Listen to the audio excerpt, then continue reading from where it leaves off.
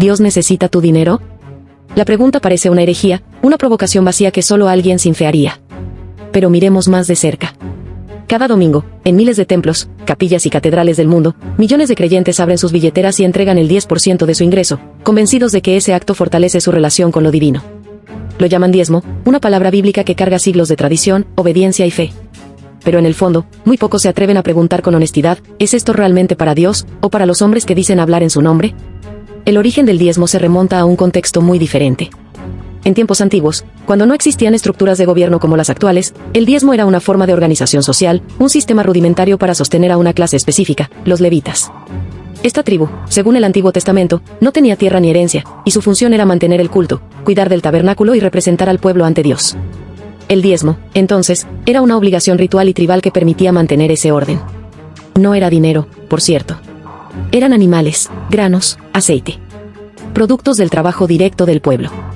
No se trataba de transferencias bancarias, ni de cheques, ni de colectas para levantar megatemplos. Era otra lógica, otro mundo.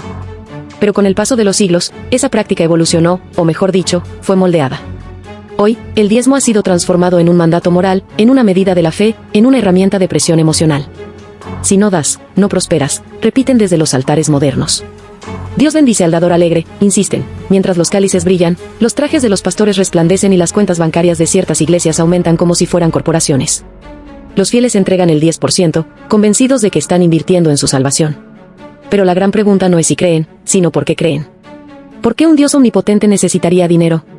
¿Para qué lo usaría? ¿Para mantener el cielo en funcionamiento? ¿Para pagarle a los ángeles su salario? La respuesta más común es que ese dinero sostiene la obra de Dios. Pero, ¿cuál es exactamente esa obra? Si la obra de Dios son templos de millones, pantallas gigantes, jets privados y cadenas de televisión, entonces parece más una empresa que una espiritualidad.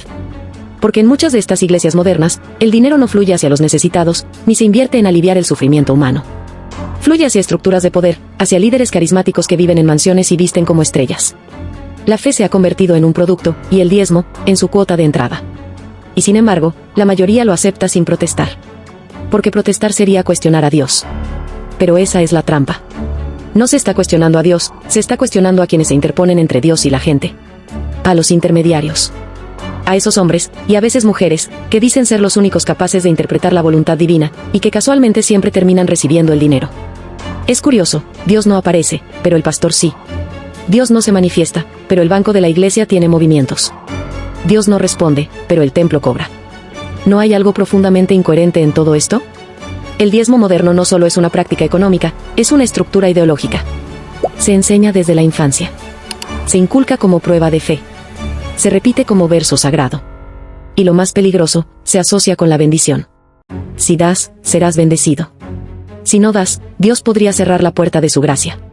Así lo afirman, sin matices. ¿Eso es fe o manipulación? Porque si la gracia divina depende de tu billetera, entonces Dios se parece más a un banquero que a un padre amoroso. Si la bendición divina tiene precio, ¿es bendición o transacción? ¿Dónde queda la espiritualidad cuando el dinero se convierte en el centro de la relación con lo sagrado? Es fácil ver cómo esta práctica ha sido usada para construir imperios. En América Latina, en África, en Estados Unidos, las iglesias más prósperas no son las que ayudan al prójimo, sino las que mejor manipulan el diezmo. Lo venden como una inversión espiritual. Te aseguran que si tú das, Dios te devolverá multiplicado. Pero eso no es religión, es mercado. Y un mercado que no paga impuestos, que no rinde cuentas, que se ampara en la fe para crecer sin límites. ¿Dónde están las auditorías? ¿Dónde está la transparencia? ¿Por qué no sabemos cuánto entra, cuánto sale y a dónde va? Porque se escudan en la divinidad. Y cuestionar eso es, para muchos, un sacrilegio. Pero pensemos con lógica. Si Dios fuera realmente justo, ¿bendeciría más a quien más da? ¿O a quien da desde la necesidad, desde el corazón, sin esperar nada a cambio? Porque si el diezmo se ha convertido en una fórmula para obtener bendiciones materiales, entonces es simple egoísmo disfrazado de fe. Se da para recibir. Se invierte en el cielo como quien compra acciones en la bolsa. ¿Qué clase de espiritualidad es esa? Y está el otro lado. El lado de los pobres. De aquellos que no tienen que dar, pero se sienten culpables por no hacerlo. Porque el mensaje que reciben es claro: si no diezmas, no prosperas. Si no ofrendas, estás robando a Dios. Algunos incluso citan Malaquías 3:10, como si fuera un contrato legal. Traed todos los diezmos al alfolí, repiten, sin mencionar que ese texto está enmarcado en un contexto agrícola, tribal, levítico, muy distinto al mundo actual. Pero eso no importa. Lo importante es que la culpa funcione. Que el miedo encienda la obediencia. Que el ritual se cumpla.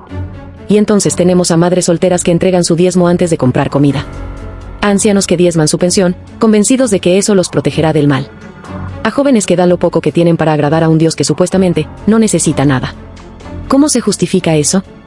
¿Qué clase de Dios estaría complacido con el sufrimiento de sus fieles, solo para sostener la estructura de una iglesia que no los protege, que no los cuida, que solo los usa? Claro, habrá quienes digan que no todas las iglesias son así. Y es cierto. Hay comunidades sinceras, que usan los recursos para ayudar, para alimentar, para sanar. Pero esas son la excepción, no la regla. El sistema está diseñado para que el dinero fluya hacia arriba, no hacia los lados. Para que los líderes vivan bien, mientras los fieles siguen esperando su recompensa celestial. Un sistema piramidal, disfrazado de teología. Y lo más perverso, se hace en nombre del amor. Dios te ama, dicen, pero demuestra tu amor con tu diezmo. Como si el afecto divino se midiera en cifras. Como si el compromiso espiritual se tradujera en billetes. El diezmo ha dejado de ser una ofrenda voluntaria para convertirse en una cuota de membresía. No da quien puede, da quien teme. No da quien ama, da quien quiere sobrevivir al juicio. ¿Eso es religión o chantaje? Y si uno cuestiona, si uno pregunta, la respuesta es siempre la misma: no toques al ungido, no critiques la obra de Dios, no seas piedra de tropiezo. Pero lo cierto es que cuestionar el diezmo no es atacar a Dios. Es defender la fe de la manipulación. Es exigir coherencia entre el mensaje y la práctica. Es pedir que lo sagrado no sea usado como excusa para enriquecerse. Porque si Dios es real, entonces merece verdad, no comercio. Merece integridad, no espectáculo. Merece amor, no porcentajes. Pero vayamos más allá. Supongamos por un momento que Dios sí necesita el diezmo. Que realmente espera que le demos el 10% de nuestros ingresos. ¿Por qué no lo hace claro? ¿Por qué no lo repite en cada página del Nuevo Testamento? ¿Por qué Jesús, que habló tanto del dinero, no exigió el diezmo? ¿Por qué los apóstoles no establecieron esa norma? La respuesta es incómoda, porque el diezmo no era parte del mensaje cristiano original. Fue insertado después, adaptado a conveniencia, reciclado de antiguas costumbres hebreas. Y aún así, se convirtió en el centro de muchas iglesias modernas. No porque lo dijera Dios, sino porque lo necesitaban los hombres. Y entonces, el diezmo se volvió una herramienta de poder. Quien más da, tiene más voz. Quien no da, no puede opinar.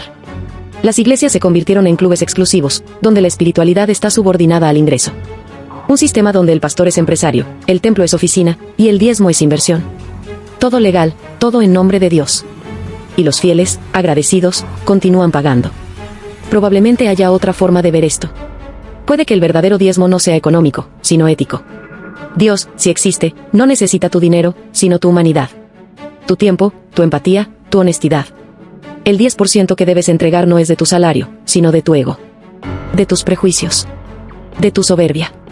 El acto espiritual más profundo no es depositar billetes en un sobre, sino mirar al otro y ayudarlo sin esperar nada a cambio. Porque si hay algo que el dinero no puede comprar es la verdadera compasión. Y si hay algo que una iglesia no puede vender, aunque lo intente, es la paz interior. Esa viene del reconocimiento de lo humano, no de lo divino. Viene de actuar con coherencia, no de repetir frases vacías. Dios no está en las cuentas bancarias de los templos, sino en las calles, en los hospitales, en los lugares donde la fe se convierte en acción. Entonces, la próxima vez que te pidan tu diezmo, pregúntate: ¿estoy ayudando al cielo, o financiando a quienes lo administran desde la tierra? ¿Estoy ofreciendo un acto de fe, o pagando un impuesto espiritual? ¿Estoy conectando con Dios, o con un sistema que aprendió a lucrar con mi creencia? Porque el diezmo, como toda práctica religiosa, debe ser voluntario, consciente, libre. Y si no puedes decir no, sin culpa, entonces no es espiritualidad, es manipulación. Si tienes miedo de no dar, entonces no estás amando, estás comprando seguridad emocional. Y si los que predican te prometen bendiciones solo si pagas, entonces no son guías, son vendedores. Y no, Dios no necesita vendedores. Tampoco tu dinero.